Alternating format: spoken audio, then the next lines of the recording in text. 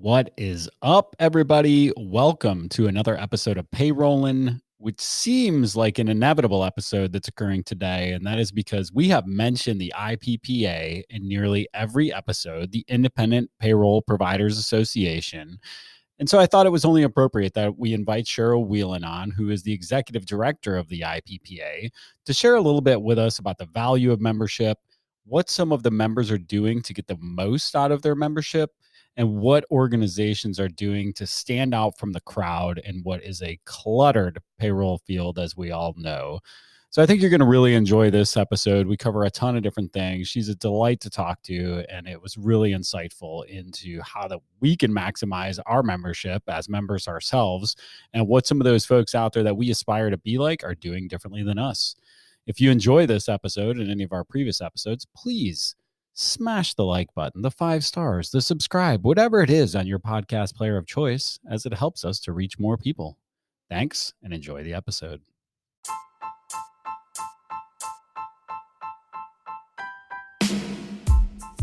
Welcome to Payrolling, the show where you will learn how to operate and grow your payroll business from the most dynamic minds in the business. If your company offers payroll services, this is the podcast for you. And now, here's your host, Matt Vady. Let's go.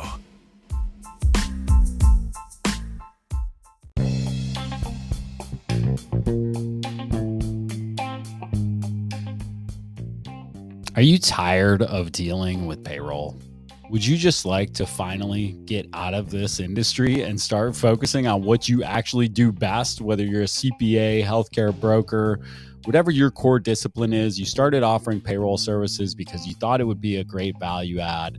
And then you quickly realized, well, this is consuming way more time for not enough money than I originally thought. Did you know that we are actively acquiring payroll books of business?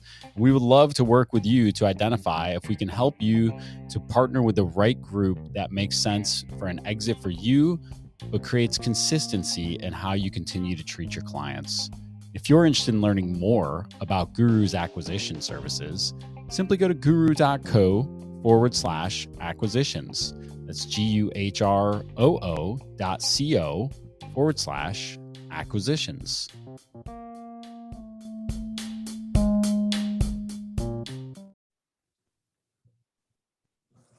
All right, Cheryl. So you've been in the payroll space at IPPA for a little over 10 years, 11 years, I think you said when we were just chatting. So you've seen a lot over the last 10 or 11 years. What has you most excited about the future of the payroll and HR industry? You know, the landscape has really changed. We had kind of a boom of membership a few years ago. There seemed to be a lot of people entering the space and really new members joining. And now we're kind of seeing a little bit of a consolidation, but also a broadening within that for each individual company. And I think what has me the most excited is that our members are positioned to become true trusted advisors for their clients now. The old days of just kind of cutting the checks and being more of a vendor that's just performing a single service is over. And if anything positive came out of the onslaught of regulations and tax credits and things that came out of COVID, when everyone was just petrified and didn't know where to go, a lot of our members really stepped up and became that person, that go-to for their clients. And I think that's just going to snowball now as they go. They'll have earned that trust and can really start upselling some of those HR services and increasing revenue for their individual clients. And I think that's where I'm the most excited, is just the potential for this new role that our members can serve over just being a vendor. Yeah, it's really interesting. We saw a lot of that over the last 2 years as well. I joke, it's terrible, but I say starting back in March of, what was it, 2019 now, 2020? When did this all start? 2020? 2020. Okay, so that was like our Super Bowl, right? When the CARES Act came down, like you had the opportunity to step up and, like you said, be a trusted advisor for your clients, start providing proactive content and resources. Mm-hmm. And I think it was a great opportunity for the locals and regionals. I mean, we were taking clients from Gusto, from ADP, from Mm-hmm. Paychecks, and specifically one of them, I remember him mentioning, he's like, we're getting all of our information from you guys anyway. So why would we keep working with Gusto when we're getting all of our information from you? And so that, I think it's a great opportunity to differentiate yourself and continue to, like you said, I mean, sometimes is it about adding additional services, adding additional revenue? Yes, but really it's about creating value for your clients. Mm-hmm. And that's what we have the opportunity to do. You're going to become indispensable. Like they get so much from you. They're not going to look to be switching, because the thought of having to figure out where they're going to get that guidance and that content and that knowledge, is overwhelming sometimes. So you have an interesting purview working for the IPPA. About how many member companies are there? Are you able to say, or no? Yeah, absolutely. We have about 200 member companies and then additional 75 vendor companies. Awesome. So you talked about some of that expansion of services and HR stuff as an example. Like what are some of the things that you're seeing people start to expand into at the member base as far as service offerings go? Yeah, they're doing a lot of consulting, especially with, the ERC and the tax credits that they can do. A lot of people were doing proactive outreach to their clients because their clients didn't even know about it. And so crunching those numbers and then bringing that conversation to them. So that's one thing that we saw a lot of. And at IPPA, I know we tried to assist with those conversations. We had a roundtable discussion where we brought in a couple of our members that have just really had a lot of success around that offering, and let people just listen, kind of like you were saying, like how this kind of spun out of just having great conversations with fellow members. And so that was one aha, at least for the association we've had over the last years. We used to spend a lot of time at the board level trying to think of the content we could create to push to our members. And really, our members are already doing it. We have this amazing knowledge base. And so we really just need to find the people that are doing it well and give them a forum to share it with the rest of the group. So that's really been we've done a lot more roundtables than versus one-sided webinars where we're just pushing content out, because that sharing of ideas and a lot of this is not a one size fits all. And so to get on and hear the pros and cons and why maybe it won't work for you, but it's, growing gangbusters for Romeo Chico down in Florida. So. Yeah, and I like the roundtable approach personally as a member, because I like sitting in. I understand, there might be somebody on there with 50 internal employees and thousands of clients, somebody with 10 internal employees and hundreds of clients. And, it gives me a great snapshot of how different folks are handling it and how we, kind of are in our life cycle and how we handle things differently or the same as others. And it brings me back to like IPPA as a whole. So I think we were in business like 4 or 5 years before we joined IPPA. And I always had this mindset, I'm a little ashamed to admit, but you might have heard me talk about this on a prior episode, of like, okay, IPPA is like the old school, old guard payroll companies that are just trying to do the traditional blueprint of grow a payroll company to a few hundred clients in their local market, and nothing innovative. They're all using the same softwares. They're all doing it the same way. Like, I don't want to be a part of that, because we're trying to do something bigger, right? Like, this was my machismo where I was like, hey, I want to do something in. Yeah. Yep. And so finally, though, I joined. I think I'm Holtz. We talked about Matt before. Shout out, Matt, if you're listening. Was finally the tipping point and saying, hey, you got to come out to Vegas. You got to go to the IPPA show. Like, come out. Trust me, you'll have a blast. It'll be great content. We'll get together. And ever since then, I've been so bullish on the IPPA. I love it. The content's been fantastic. The conferences are amazing, especially love the virtual stuff where I get my whole team involved here over the last couple of years. But so talk to me a little bit about the value of being a part of an association like the IPPA and why folks like me have been coming and more folks are coming into the association. Yeah, absolutely. It's about networking. I mean, we can push all the content out that we can, and we can give you all the resources online, but it's those connections you're going to make with your peers that we can help facilitate, that's really going to be what helps you grow. And we try to be very cognizant of the fact that people are at different stages in their company. We have startups, we have people who have a huge footprint. It's not just regional, they're national, and there's something for everyone. We want to make sure that we're providing content for all stages of your business. And then something that we've just really kind of turned our focus on in the last year or two with a lot of the virtual opportunities that we've had is we want it to be for every role within your company too. So 10 years ago, it was an owner kind of a little bit more old school, grow your business forum.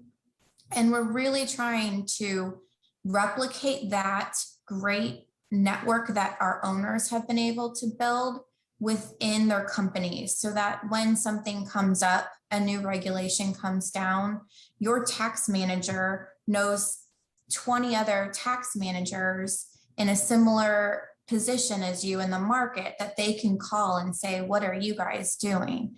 And so we're trying to bring that down throughout the entire company so that everyone can kind of benefit from being in the association. I mean, there are tangible benefits like economies of scale, and some of our allied partners do discounts and stuff, which are wonderful and very helpful, but it's really those intangible relationships that we try to grow.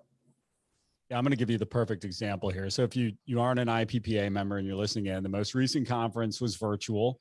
And it was really cool. Flat fee, your whole team gets to come. So that means, your client success people, your sales people, your operations people, everybody was able to listen in, and there was content for everybody. And there's a lot of, chat going on in the conference. So they use a online platform that has a chat feature inside of it.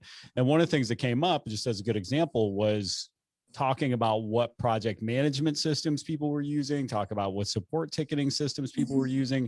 For us, we connected with a couple of people that use the same ticketing system and the same project management system as us. And we're bouncing best practices off each other, people out of Colorado, people out of Tennessee that we would not have known otherwise. Right. And they literally just, oh, you use Zoho projects too? Cool. So do we. How do you guys use it for this? Great. And so it opened up relationships and doors for us to bounce new ideas off of people and learn from them because they were further down the path than we were. So great example of how those things happen. I mean, it's not just this networking and the more forced way of like, oh, great, now I know Cheryl, and twice a year I get to see her and say, hey, Cheryl, great to see you, and how the kids, whatever. It's real, tangible business results where I can go, oh, how did you set up that blueprint in there? How's your workflow look? And so really exciting stuff for us. And I know that kind of leads into the next thing I want to talk about of like this in-person versus virtual events. So I'm an East Coast guy.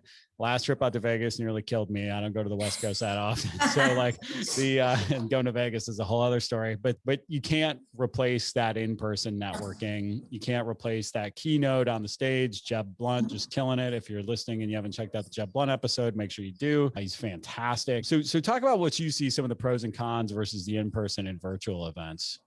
Yeah, like you said, there's no replacement for in-person, and it's the keynote speakers and the excitement and being there in the crowd, but it's those little nuggets that you're going to take away from a side conversation at the bar that's really going to, I find, those usually are the most valuable and the ones that people can take away and really implement something new in their business or really helps them push something forward. And so there's going to be no replacement for that, but that comes at an expense. It comes at time out of the office. And so it's not a solution, especially for some of our smaller bureaus, to be able to send their whole company. And that really is a focus of ours, is to be able to reach everyone. And so I think you're always going to see, maybe going forward, a virtual component to our conferences, whether it's live streaming, whether it's an additional day. We're still kind of looking through what that will be, but we have committed to sticking with that path and being sure that we can reach everyone, while we know that we want to be in person and we want to get everybody in a room again. So we're hoping that we can do both and deliver to everybody where they need to be met. So coming to you. Awesome. Through your computer or live. And those of you listening, feel free to provide your feedback after the show of like, what do you think if you've gone to these events? For me, loved the virtual stuff. Like I said, it was so compelling and awesome. The convenience cannot be denied of being able to join a conference virtually, being able to engage and interact with all these different people while a session is happening too, which is also impossible to do in person, right? It's like never would have made that Zoho projects connection in person because they would have been sitting across the room doing their own thing. And, we wouldn't have been having a conversation while it was happening. So, but yeah, to your point, like it definitely plenty of great conversations in person. So what do you think? I mean, so you guys are talking about possibly adding an additional day that could all be live streamed, just having certain sessions live streaming. What are some of the options? What are you thinking?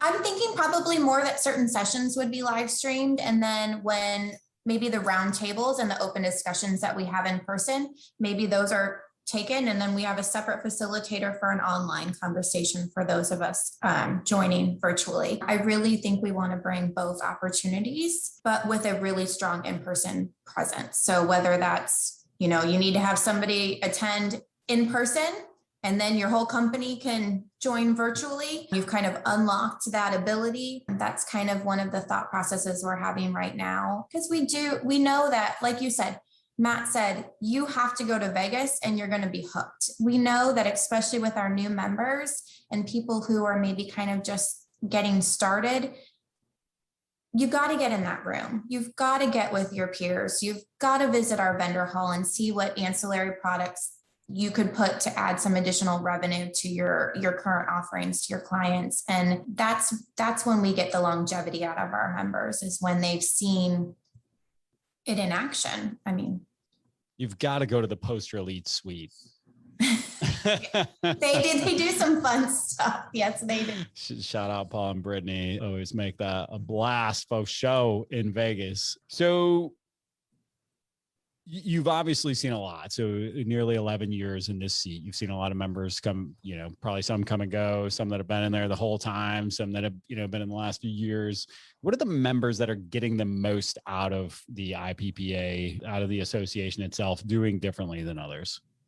They're showing up and they're sharing. So they're the ones that are coming to conferences and speaking up and participating and having members log in on the webinars.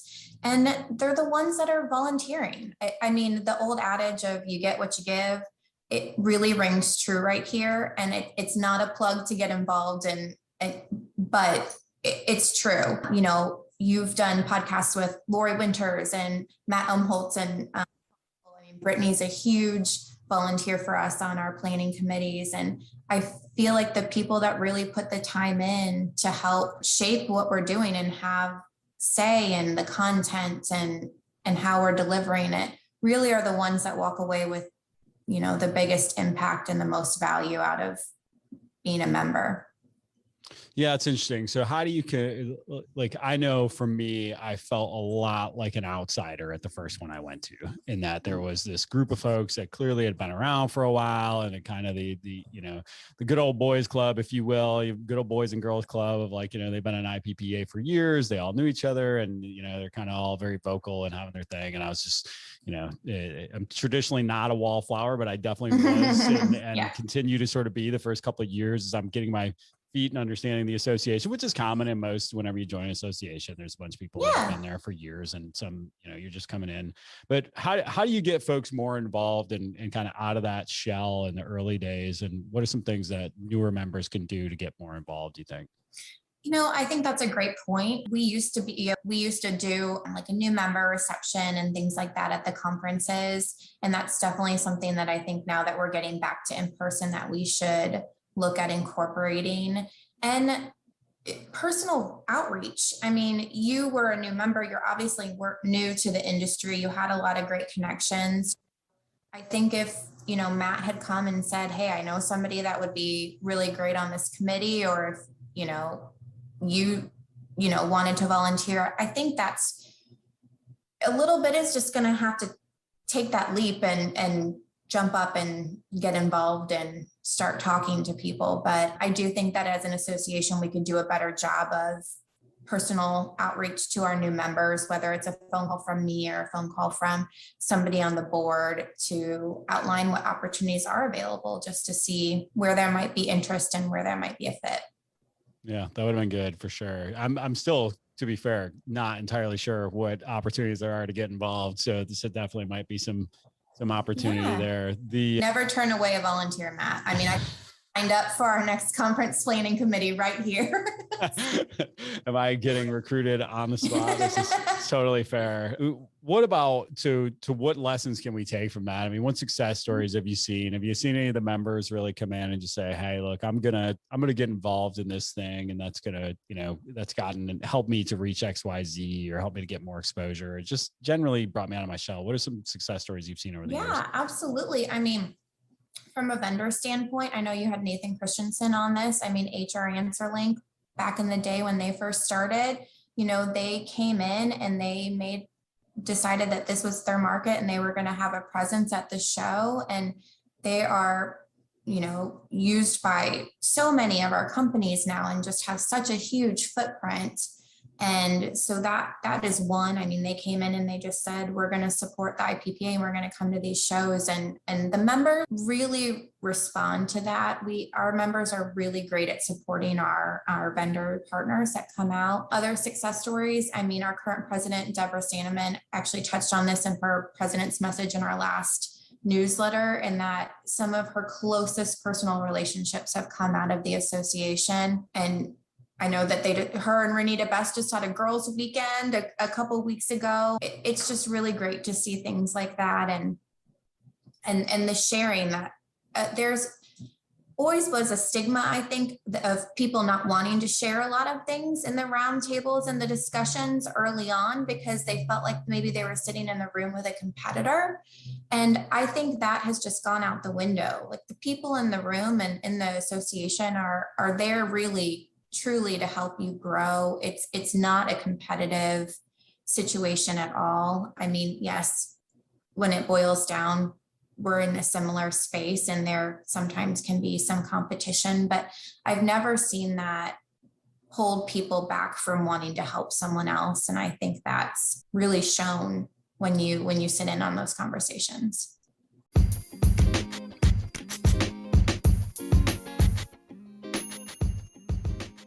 Let me ask you a question. Are you the go-to person in your market for payroll and HR? Are you the first face and name somebody thinks of when they think about who am I going to refer this person that needs help with their payroll and HR support? If not, you might want to look into our executive LinkedIn management service through Underdog Digital. Underdog Digital is a sponsor of this show, and they've seen results such as, I'm looking at one profile right here where over the course of 6 months, they increased views by over 200%, more than 600,000 views on these posts in less than 6 months. Another one, plus 1,000% increase in 8 new conversations in the first 30 days. This is a tremendous service to help you to become the go-to person for payroll and HR outsourcing in your market.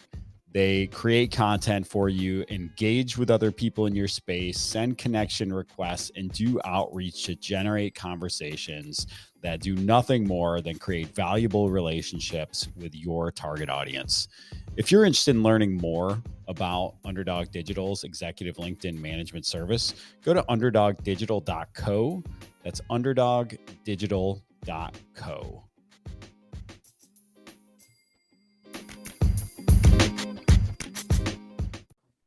So collectively, ADP and Paychex have about 1.5 million clients. And so that means there's 1.5 million opportunities for all of us to get new clients, right? And one of the things that I've found really interesting, and you were just talking about it with the group, is how willing everybody is to share, or at least enough folks are willing enough to share that it's incredibly helpful to me as a business owner.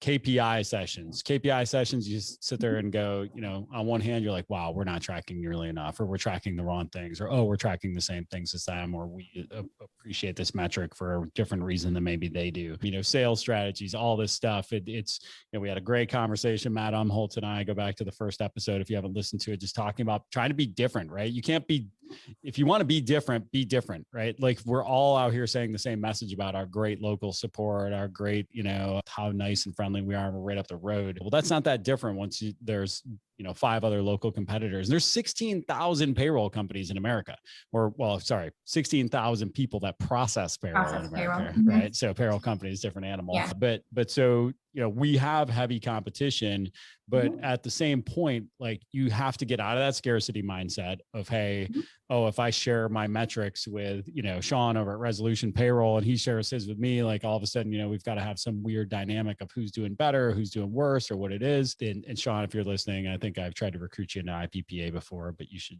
join. I'll sick Cheryl. Sign up, Sean. I'll sick Cheryl on you when this is over.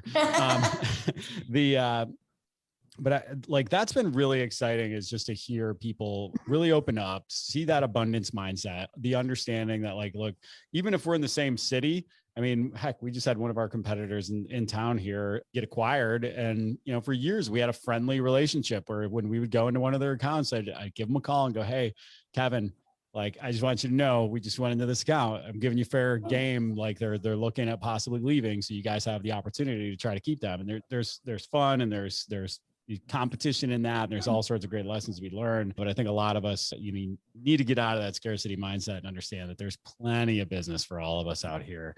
If we did nothing other than just target ADP and Paychex clients, which is a perfectly valid strategy. Paycom just named an NBA arena after that was their entire strategy all along. So, or bought naming rights to an NBA arena. So what have been some of your favorite sessions over the years at IPPA events?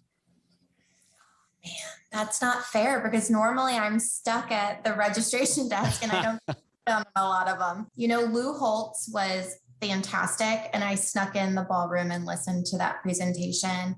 And he was really gracious with everyone coming up and speaking with him afterwards. Anything on the big stage at Sales and Marketing has always been just so much excitement, and especially this last year with the production that we kind of brought into it, and it just made it fun. But I like hearing the stories. I mean, when Lee Roberts got up there last year and played voicemails that people have left him and why he didn't call them back. I mean, that's what I love to hear. I really like the member-led sessions, and I feel like that's where the most value is. And that's when you kind of really get to know people and what they're trying to accomplish.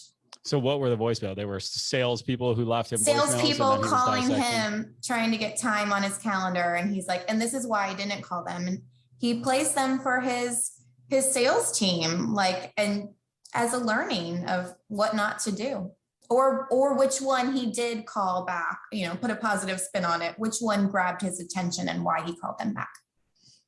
Awesome. I had no idea Lou Holtz came to speak at an event. So I don't think I've talked about this in the podcast before, but over here on my wall, I have it's WIN. It's an acronym from Lou Holtz. That's what's important now. He used to tell his players to ask themselves 35 times a day, what's important now? And you think about how many times per hour that would be if you ask yourself 35 times a day during your waking hours. It'd be a couple times an hour.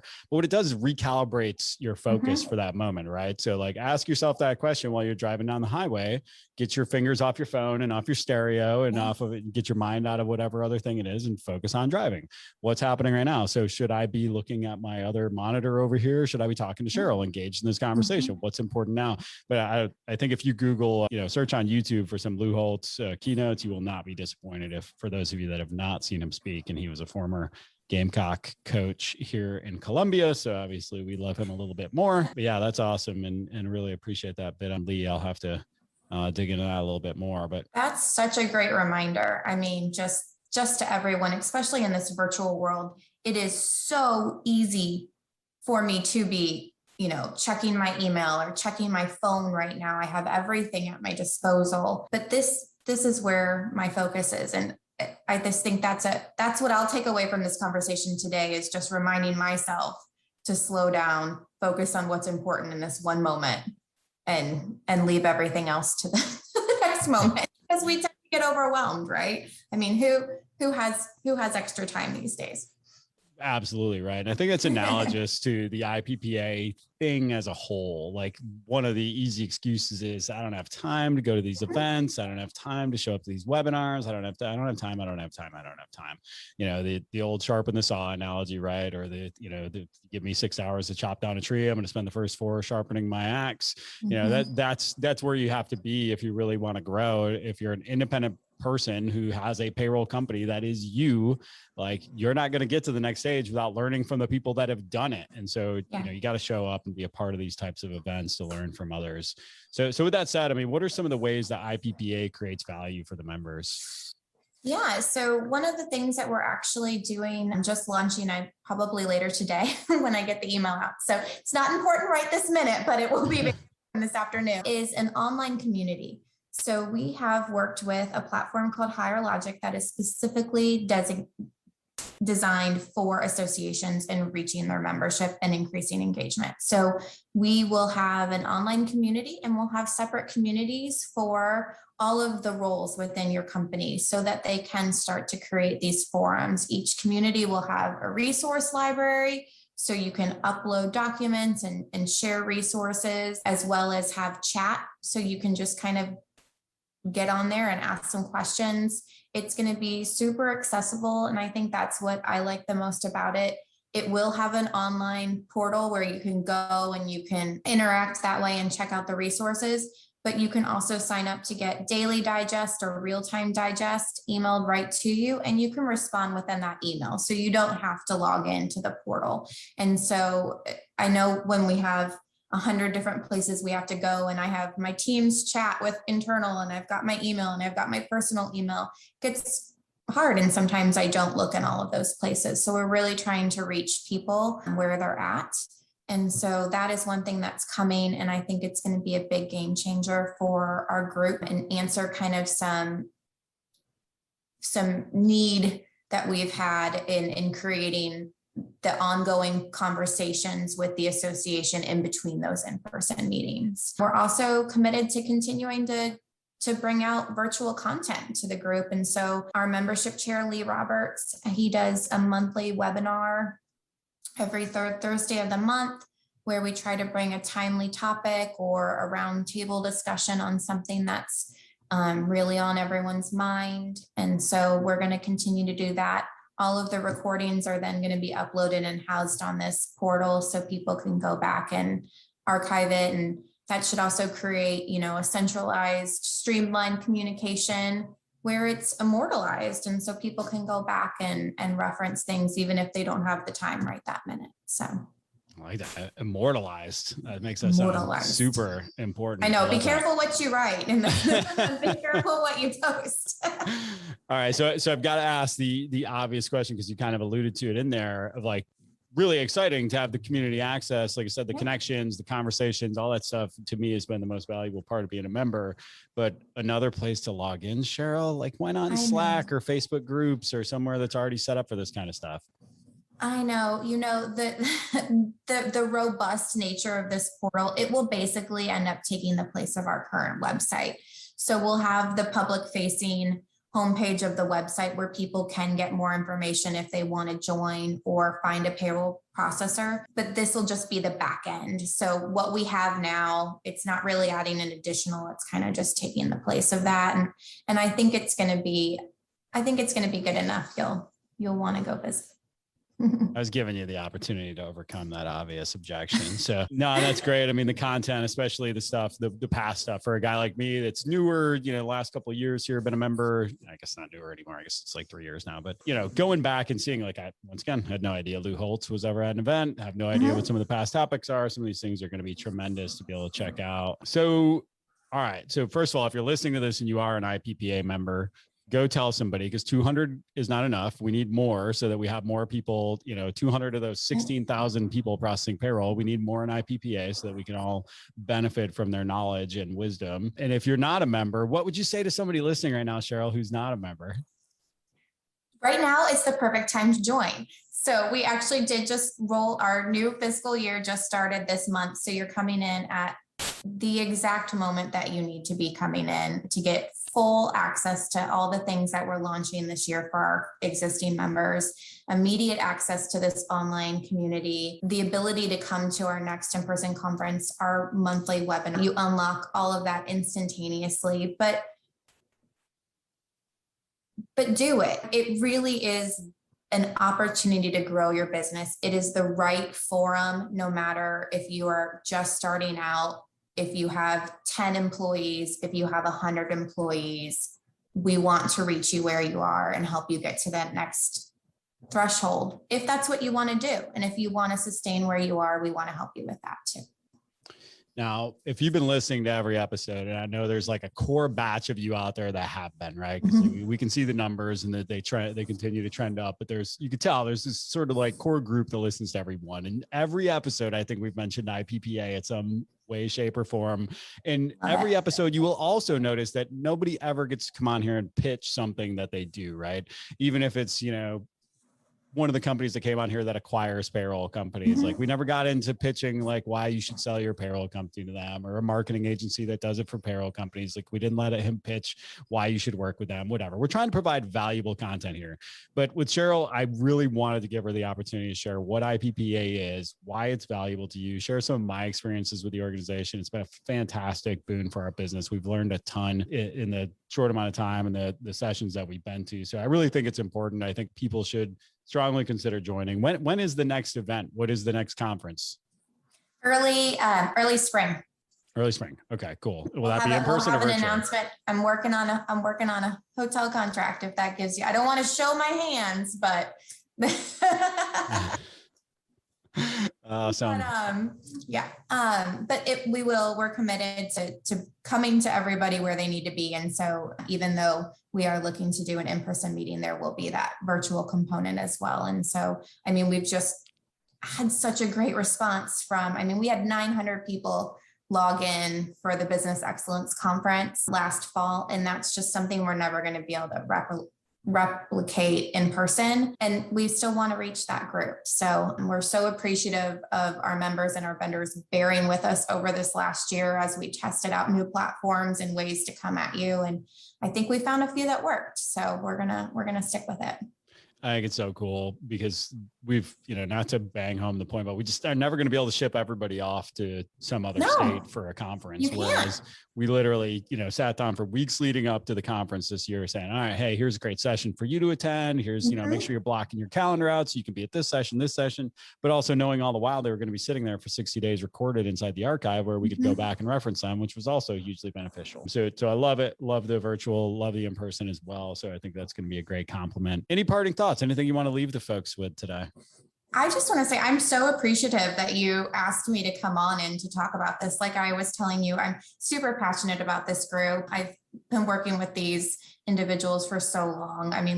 The ones that have been here since the beginning, Lori Winters, who was on the board when I first joined and still get to interact with her on a regular basis. I love it. And it's a really great, fun group to be a part of. And thank you for letting me do my sales pitch, but I know I probably didn't do it justice that a current member would do who actually can tell you about the tangible benefits that they've taken away in the way that it's grown their business. And so if you are listening and you're interested, you can reach out to me. I can give you all the nuts and bolts of what it costs, when things are.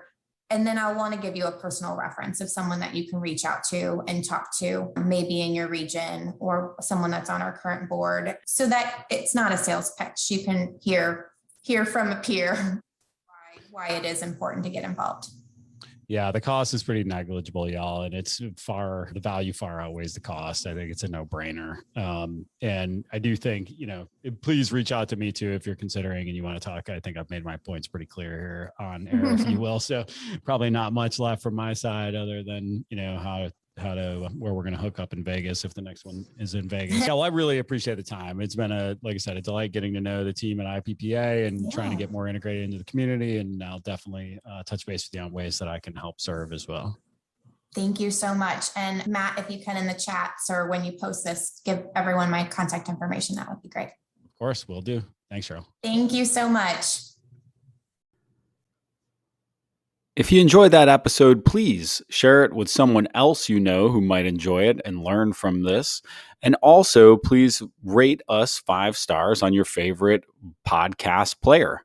We really appreciate you taking the time to listen. And also, don't hesitate to reach out with other topics you'd like to hear more about. Thanks so much.